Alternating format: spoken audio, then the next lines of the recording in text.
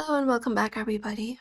If your Wi-Fi is not showing up on your PC and you are looking out how to fix that issue, today we are going to guide you through some method for that. So without any delay, let's just dive right into the video and get started. So first of all, check if your Wi-Fi adapter exists. Press Windows plus X for that and you can go over to your device manager and hit enter. Once you hit enter, look out for your network adapters and then just go over and expand it up, and you can look out for your wireless network adapter.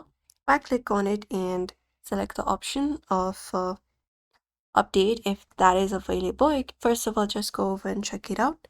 If it is not available, select this option of view at the very top and select this option of show hidden devices, and it should appear on your screen your adapter that is currently available. Apart from that, you can enable the Wi-Fi adapter. So in network adapter right here, you can find your Wi-Fi adapter. Right click on it and select the option of enable device right here. If you only see Ethernet, Wi-Fi driver is missing or hardware is disabled, so you can just go and turn it on. Apart from that, you can turn on the WLAN service. Press Windows plus R and there type in services.msc and hit enter.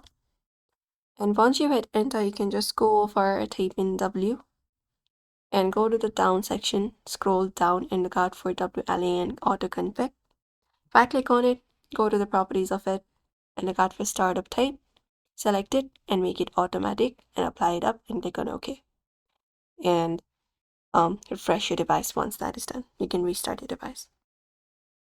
If not that, you can reinstall your Wi-Fi driver. You can go to device manager for that. And within your device manager, what you need to do is look out for your wireless adapter.